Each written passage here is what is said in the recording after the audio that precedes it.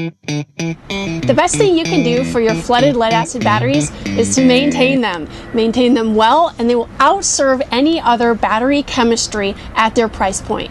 Let's look really quick how a battery actually works. What you have is the encasing on the outside, and then inside you have several lead plates, and those plates are in a sulfuric acid and water solution. When there's a load on it, or when depletion is happening, sulfuric acid is being drawn into the lead plates, which leaves a higher percentage of water solution outside the plates. Then when it is being charged, the opposite of a load, the sulfuric acid is actually being purged from the lead plates back into the water solution. The life of a battery is calculated by the number of discharge cycles, how many times it's having a load on it, pulling it down to a certain point. So the less you discharge it and then recharge it, the less you are actually putting it through a full cycle, and that way you are lengthening its life. To efficiently charge a battery, however, it really requires a good charge controller. And what the job of the charge controller is it puts the batteries through 3 different phases of charging. And we can equate these 3 phases of charging to a pint of Guinness being filled up. So you've got an empty glass, or let's say you've got a very depleted battery. Your first phase is to bulk fill it. So this is your bulk phase, and not surprisingly, it is the bulk of the battery that gets filled in this phase. So as you fill a pint of Guinness, you pull the tap and you fill up a bunch. But then before you get to the top, you slow down.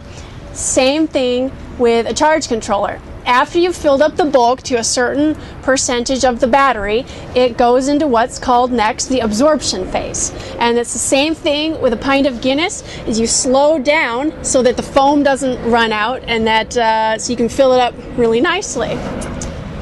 The third phase doesn't quite happen in a pint of Guinness as it happens on a battery. It's called the float phase. And this really isn't a charging phase, it's more of a maintenance phase where it just keeps the batteries topped off at where they need to be. So if that were to happen with the pint of Guinness, every sip you take, your bartender would put a little bit back in. That would kind of be the equation to float phase. Before we hit those 7 tips to how to maintain your batteries to have the longest life, there's a couple tools that you will need. One tool is a hydrometer, $10, $6 to $10 at your local auto parts store.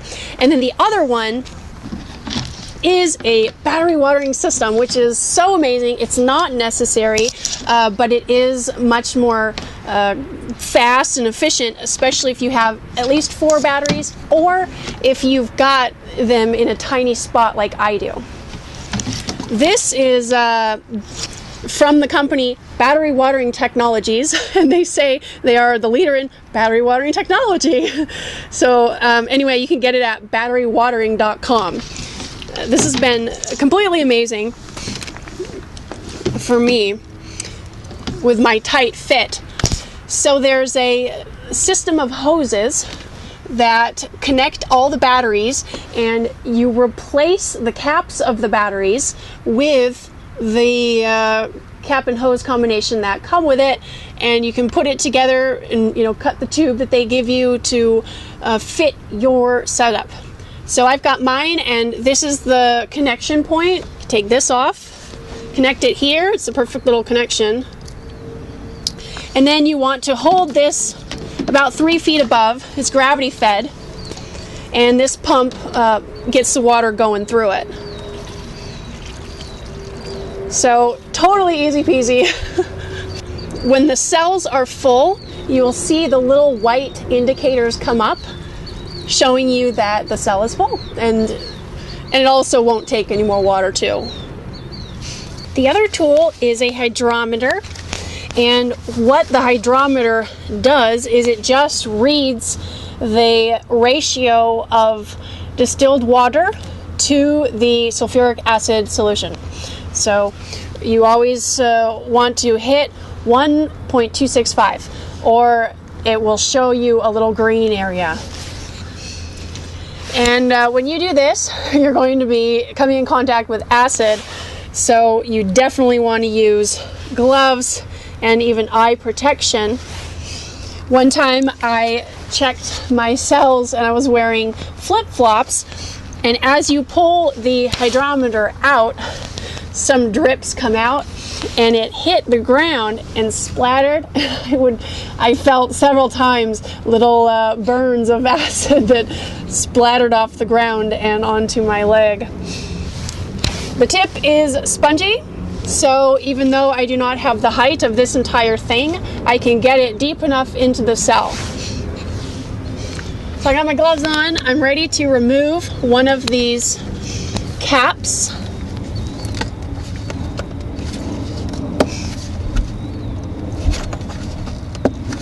It's a good thing to occasionally test all of your cells, but if they're all coming in at about the same number, then you can more frequently just spot check, pick a couple, instead of doing all of them. When I do all of mine, I actually keep a record so I can see if there's been any changes, or if, you know, one's lower at one point, does it kind of equalize itself out. So we'll take this and I'm going to squeeze the top of the hydrometer before I get it in the solution, otherwise it'll bubble.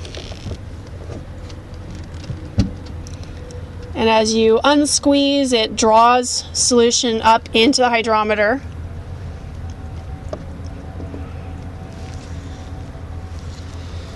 Careful of drips.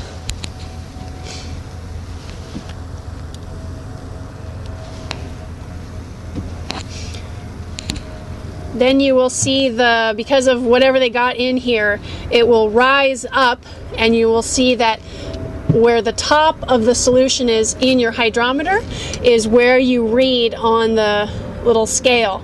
So here mine is at 1.265. So that's perfect. Don't squeeze this acid out onto the ground when it's not good for the ground, but also you need that to go back in your battery. So, 7 tips for how to best maximize the efficiency and the length and the health of your battery. Tip number 1, keep your batteries above 50% full. I only let my batteries go down to 80%.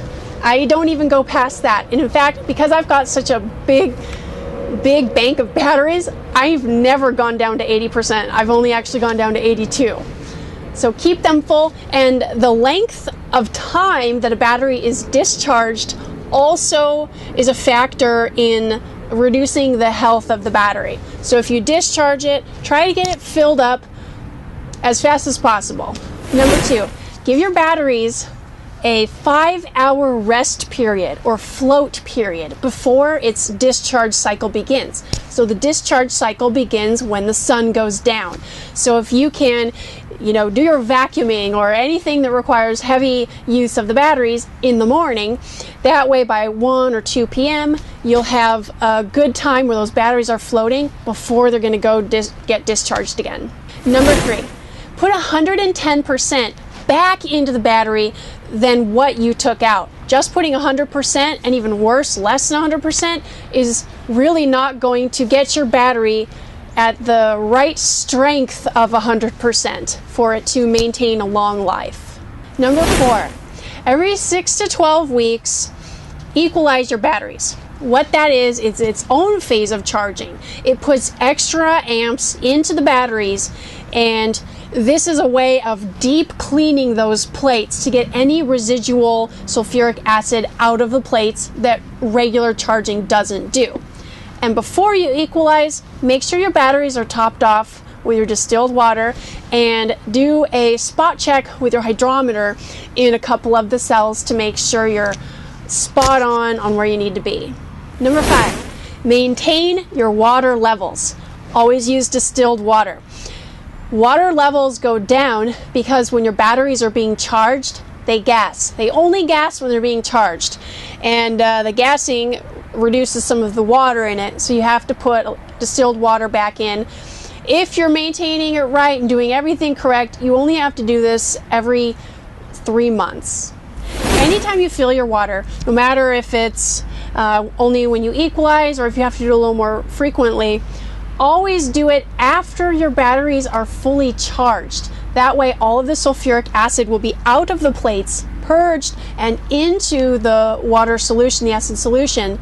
That way you could potentially slightly overfill them, because as the sulfuric acid comes out of the plates, it adds a little bit more volume to that solution. And number 7, set your charge controller's settings and amperage to the correct specifications of your batteries. Every battery is going to be a little different, and a good charge controller is going to have different settings or even manual settings that you can change so that your batteries are getting the right amperage for the right amount of time for each charge cycle. If you follow these 7 tips, you'll be staying in the sweet spot of maintaining your batteries, giving them the longest life possible, and definitely longer than any other chemistry out there, giving you the most bang for your buck and the best value in terms of cost per wattage.